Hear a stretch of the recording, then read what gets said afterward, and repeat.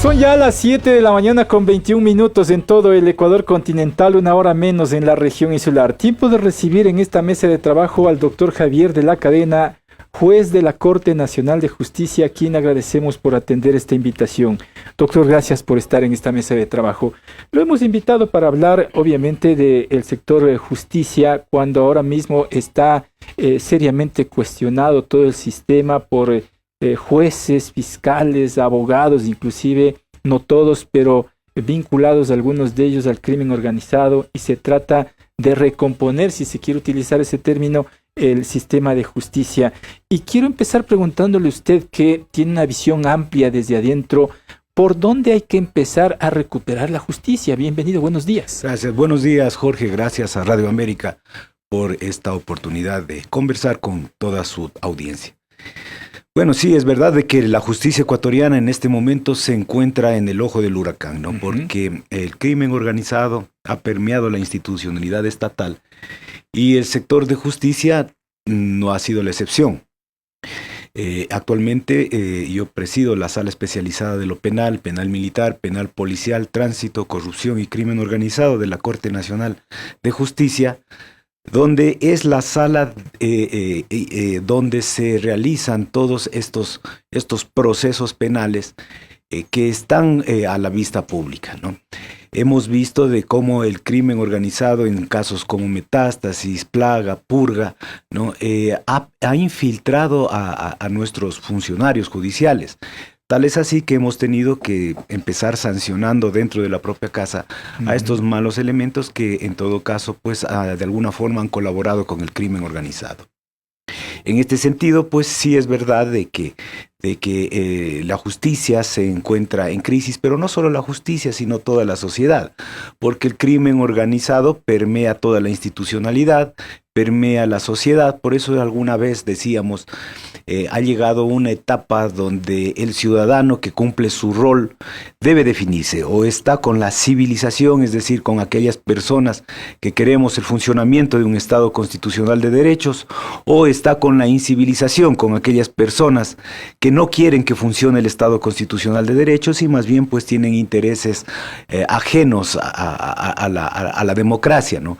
Y en este sentido pues lo que les interesa es fortalecer sus arcas, enriquecerse de una forma ilícita, generando corrupción y aceptando participar en estos actos criminales. Doctor, ahora hablamos, como usted bien dijo, en principio de la penetración del crimen organizado en el sistema de justicia y en otros frentes del aparato estatal, en definitiva, y se habló en algún momento precisamente por el crimen organizado de los jueces sin rostro. ¿Qué tanto puede funcionar esto?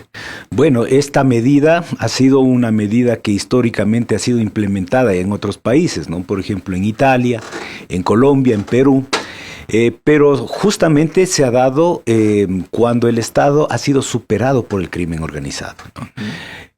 Tenemos los primeros sacrificados a nivel mundial como el juez Falcone, el juez Borsellino, ¿no? Que fueron sacrificados justamente por las mafias cuando iniciaron un proceso de combate a las mafias. ¿Qué decía, por ejemplo, Giovanni Falcone, que fue uno de los principales impulsores de este tema, ¿no? Él decía, la mafia es un suceso social, es un proceso social, nace, crece, se reproduce y muere, ¿no?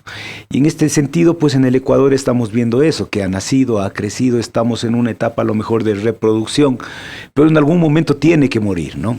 Y en ese sentido, pues nosotros como operadores de justicia debemos tomar alternativas que ayuden a que la mafia o los grupos criminales pues vayan en decadencia. Decía que este tema de los jueces sin rostro fue aplicado en otros países, en Italia, en Colombia, pues justamente cuando había las mafias de Pablo Escobar, se crearon tribunales regionales para que de alguna forma se oculte su identidad y puedan juzgar. En Perú lo mismo fue en el tiempo de Sendero Luminoso, donde básicamente los jueces de peruanos tenían muchas presiones e incluso eran victimados para que resuelvan a favor de este grupo subversivo. Y en ese sentido, pues el Estado implementó de forma excepcional, digamos así, los jueces sin rostro. Lamentablemente, pues estas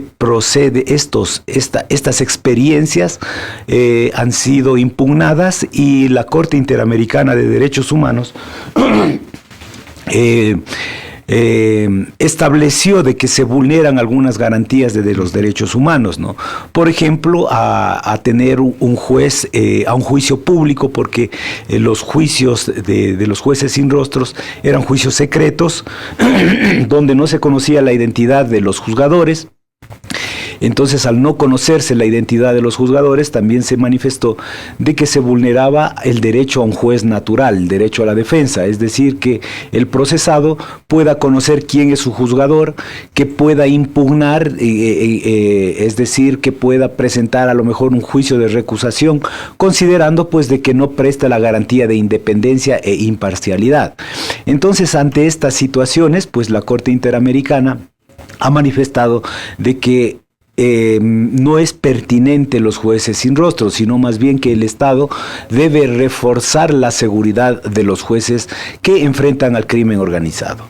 Ante esta situación, nosotros, estoy hablando por la sala especializada de la Corte, consideramos de que se debe implementar otro mecanismo alternativo a los jueces sin rostro, que cumpla con las garantías del debido proceso, que se ajuste a los parámetros establecidos en la jurisprudencia de la Corte Interamericana de Derechos Humanos y sobre todo pues de que se actualice, porque este tema de los jueces sin rostro fue tomado en épocas donde no teníamos esta tecnología que la tenemos ahora. El crimen organizado se vale de la tecnología, se vale de la actualización, de la globalización, y nosotros como operadores de justicia pues estamos maniatados a lo mejor con normas de hace 20 años que no están acordes a la realidad. Por eso es que nosotros planteamos de que debe haber un mecanismo de audiencias en el metaverso, ¿no? ¿Y qué es esto del metaverso? El metaverso básicamente es como cuando nosotros vamos a un parque de diversiones, nos introducen en una cápsula y aparentemente estamos en un mundo, en un metaverso, bajamos por una montaña rusa, bueno, en definitiva es una realidad virtual que en todo caso se utiliza para diversión, pero nosotros consideramos de que se la puede utilizar esa realidad virtual para realizar audiencias en estos casos de connotación criminal, ¿no? Temas de seguridad. Por temas de seguridad. Entonces, ¿qué pasa en el metaverso? Ya ha habido experiencias en Colombia, ha habido experiencias en Costa Rica, en Europa también se han realizado ya audiencias en el metaverso, donde básicamente el juez se convierte en un avatar, lo mismo las partes procesales se convierten en avatares, como estar en una cuarta dimensión, ¿no? Esto le va a proteger primeramente la fisonomía del juez, porque actualmente nosotros hacemos audiencias virtuales, pero nuestro rostro queda expuesto, claro, ¿no? Entonces a la final no tenemos mayor ventaja de las audiencias virtuales, ¿no? Porque el hecho es proteger la identidad física del juez. Entonces, para cumplir con las garantías exigidas por la Corte Interamericana de Derechos Humanos, pues podríamos utilizar lo que se llaman los blockchains, ¿no?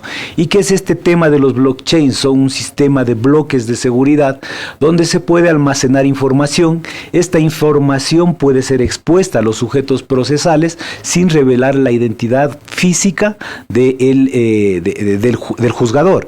Entonces ahí ellos pueden acceder, ¿no?, a los antecedentes jurisdiccionales del profesional que está siendo juzgador y pueden pues ejercitar o materializar el principio del juez natural, protegiendo justamente la identidad del juzgador. Pueden realizar lo que decimos las recusaciones para garantizar estos estándares que ha emitido la Corte Interamericana de Derechos Humanos. Y de llegar a esto, doctor, ¿cómo se manejarían con las defensas de los acusados en este caso? Sí, es lo mismo. El acusado va a llegar a una sala virtual, ¿no? En esta sala virtual, a este metaverso, ¿no? Se ven, ¿no? Porque en Colombia ya se han utilizado, no en casos de peligrosidad criminal, ¿no? Sino más bien en otro tipo de casos como un experimento, ¿no? Pero han funcionado, ¿no? Los abogados pues ingresan a una sala virtual, el personaje se lo ve sentado en el despacho, en la sala de audiencias, ¿no? Va a ser una audiencia como en dibujos animados aparentemente, ¿no? Pero con las mismas formalidades que requiere una audiencia, que le va a permitir materializar el principio de inmediación, es decir, el juez va a estar ahí presente frente a los sujetos procesales. Y en ningún caso los abogados pueden conocer también el nombre y peor aún la imagen del juez juzgador. Bueno, la imagen no la pueden conocer. El nombre habría un poco que pulir este tema, se podría utilizar códigos, ¿no? El juzgador tiene el código tal, sus antecedentes son estos, por ejemplo, ver si es que se ha pertenecido a la carrera judicial, ¿no? Ver qué casos han sido resueltos por él, cómo los ha resuelto. En definitiva, se le va a crear un código virtual para que a través de estos blockchains que le digo, los sujetos procesales puedan acceder a este tema de saber quién es el que los juzga y tener la garantía del juez natural. ¿Qué es lo que también haría falta de pronto legislación para aplicar esto? Sí. O sea, realmente habría que modificar el Código Orgánico de la Función Judicial. ¿Y hoy es desde ese momento? Hoy es, bueno, todavía esto es una conversación que hemos estado teniendo, ¿no?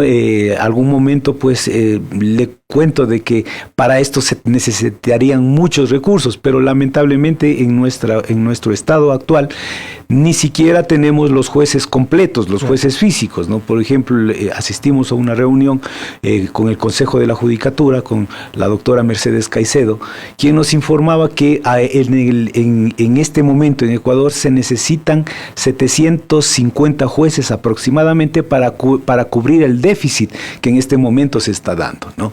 Entonces, en este sentido, ni siquiera tenemos estos jueces. Es mucho más difícil pues alcanzar a llegar a lo que pedimos, pero en todo caso pues el proyecto lo vamos un poco armando con las experiencias que se han dado a nivel mundial. ¿Este proyecto podría concretarse a mediano o largo plazo?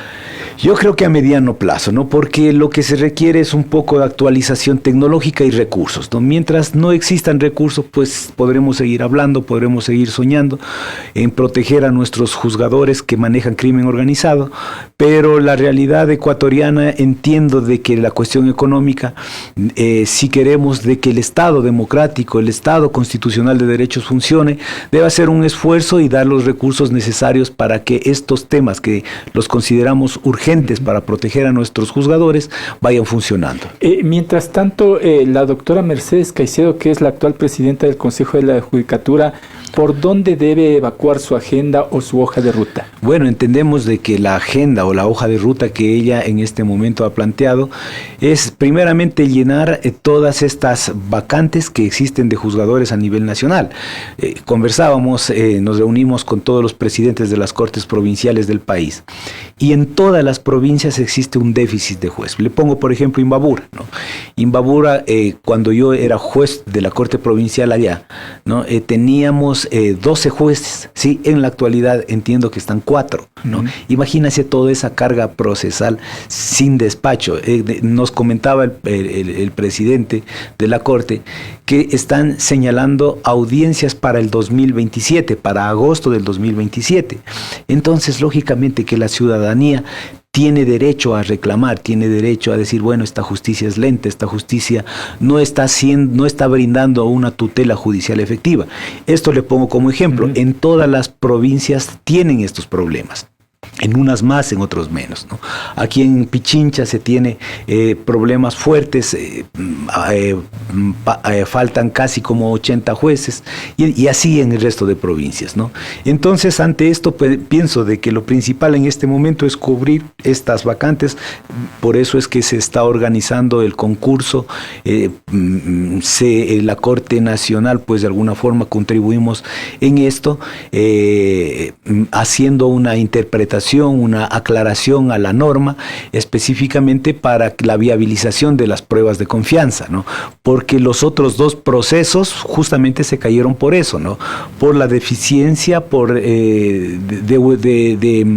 una técnica jurídica en lo que es la prueba de confianza, que derivó en que fallen estas pruebas, ¿no? Porque realmente no hubo un delineamiento correcto el momento de realizarlas. Pero además de quienes aplicarían las pruebas de confianza, pueden ser también otro sector u organismo internacional inclusive. Bueno, eso ya lo está definiendo el órgano administrativo, en este caso el Consejo de la Judicatura. ¿Pero qué le daría mayor seguridad, doctor?